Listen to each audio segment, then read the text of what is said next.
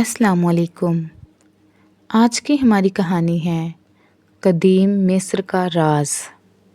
یہ کہانی نہیں بلکہ حقیقت ہے، ایک ایسی حقیقت جسے وقت نے ریت کے نیچے چھپا دیا، لیکن نشان آج بھی باقی ہیں۔ مصر کی زمین، دریائے نیل، اہرام کی بلند و بالا دیواریں اور ریت میں دفن وہ مقبرے جو انسان کو صدیوں بعد بھی حیران کر دیتے ہیں۔ یہ سرزمین ہمیشہ سے پر اسرار رہی ہے۔ یہاں کے فرعون، ان کے خواب، ان کے مقبرے اور ان کے خزانے، سب کچھ ایک پہیلی کی طرح ہے جسے دنیا نے صدیوں سے حل کرنے کی کوشش کی ہے۔ آج ہم ایک ایسی ہی داستان سنیں گے، ایک فرعون کی جس نے اپنی موت کے بعد بھی دنیا کو حیران کر دیا، مصر جسے دریائے نیل نے زندگی بخشی۔ کہا جاتا ہے کہ مصر نیل کا تحفہ ہے۔ یہ دریا ہر سال سیلاب لاتا اور پھر زمین پر زرخیز مٹی چھوڑ دیتا۔ اسی مٹی پر فصلیں اگتیں اور یہی مصر کی زندگی تھی۔ لیکن مصر صرف کھیتوں کا ملک نہیں تھا، یہ ایک تہذیب تھی۔ یہاں اہرام بنے، دیوی دیوتا کے مندر بنے اور بادشاہوں کے مقبرے بنے۔ قدیم مصری یقین رکھتے تھے کہ زندگی موت پر ختم نہیں ہوتی، مرنے کے بعد بھی ایک نئی زندگی ہے جہاں انسان ہمیشہ زندہ رہتا ہے۔ اسی لیے وہ اپنے بادشاہوں کو موت کے بعد بھی ایسے دفن کرتے جیسے وہ زندہ ہیں۔ کھانے پینے کا سامان، سونا چاندی، کپڑے، ہتھیار، سب کچھ ان کے ساتھ رکھا جاتا۔ تقریباً 3200 سال پہلے مصر میں ایک طاقتور بادشاہ حکومت کرتا تھا۔ اس کا نام سیتی اول تھا۔ وہ عظیم جنگجو، بلند حوصلہ حکمران اور سخت مزاج بادشاہ تھا۔ لیکن ایک رات اسے ایک عجیب خواب آیا۔ اس نے دیکھا کہ اہرام ریت میں دفن ہو گئے ہیں، دریائے نیل خشک ہو گیا ہے اور لوگ فرعونوں کو یاد نہیں کر رہے۔ وہ خود اکیلا کھڑا ہے، اندھیروں میں گم۔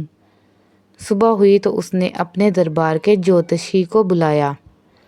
جوتشی نے طویل خاموشی کے بعد کہا، اے فرعون، تمہارے خواب کا مطلب یہ ہے کہ تمہارے بعد آنے والی نسل تمہیں یاد تو کرے گی، لیکن تمہارے راز کھوجنے کی کوشش میں اپنی زندگیاں قربان کرے گی۔ یہ سن کر فرعون کے دل میں خوف بیٹھ گیا۔ اس نے فیصلہ کیا کہ وہ اپنی موت کے بعد ایسا مقبرہ بنائے گا جہاں کوئی نہ پہنچ سکے۔ بادشاہ نے ہزاروں مزدوروں کو بلایا۔ دریائے نیل کے کنارے ایک پہاڑ کے اندر خفیہ سرنگ کھودی گئی۔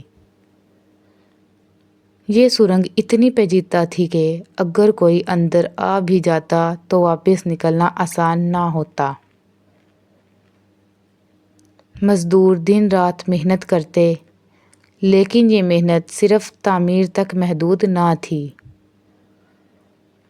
انہیں حکم دیا گیا تھا کہ مقبرہ مکمل ہونے کے بعد وہ سبھی مزدور قتل کر دیے جائیں گے تاکہ راز زندہ نہ رہے۔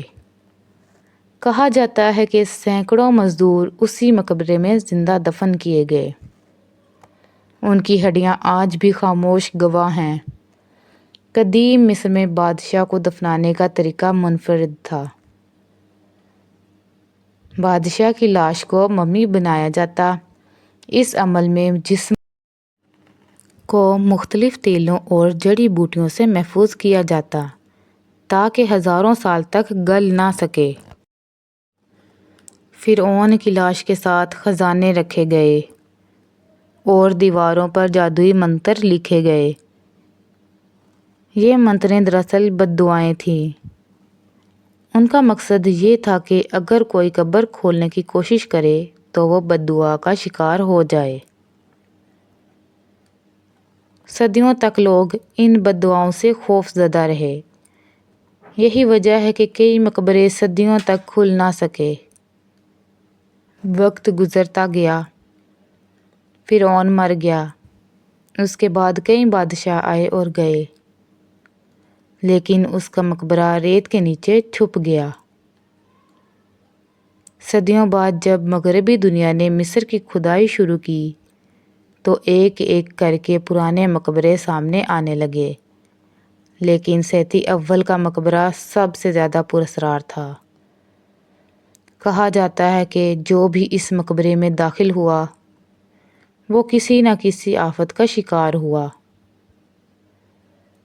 19ویں صدی میں ایک ماہر آثار قدیمہ نے اس مقبرے کو کھولنے کی کوشش کی۔ چند دن بعد وہ شدید بخار میں مبتلا ہو کر مر گیا۔ اس کے ساتھ موجود کئی مزدور بھی بیماریوں میں مبتلا ہو گئے۔ لوگوں نے کہا کہ یہ فرعون کی بد دعا ہے۔ فرعون کی ممی آخرکار قاہرہ کے میوزیم میں لائی گئی۔ جب ڈاکٹروں نے جدید ٹیکنالوجی سے اس کا معائنہ کیا تو حیرت انگیز انکشاف ہوا۔ اس کے جسم پر ایسے زخم تھے جیسے وہ کسی خوفناک جنگ میں مارا گیا ہو۔ اس کے سینے پر چاقو کے نشان تھے۔ مطلب یہ کہ وہ اپنی نیند میں نہیں مرا، بلکہ شاید کسی سازش کا شکار ہوا۔ یہ راز آج تک حل نہ ہو سکا کہ ایک طاقتور فرعون کو کس نے قتل کیا۔ آج مصر کے ریگستان میں ہزاروں سیاح آتے ہیں۔ وہ اہرام دیکھتے ہیں، فرعونوں کی قبریں دیکھتے ہیں اور حیران ہوتے ہیں کہ اتنی بڑی سلطنت کیسے مٹ گئی۔ یہ سب کچھ ہمیں ایک سبق دیتا ہے۔ دنیا کی سب سے بڑی طاقتیں بھی فنا ہو جاتی ہیں۔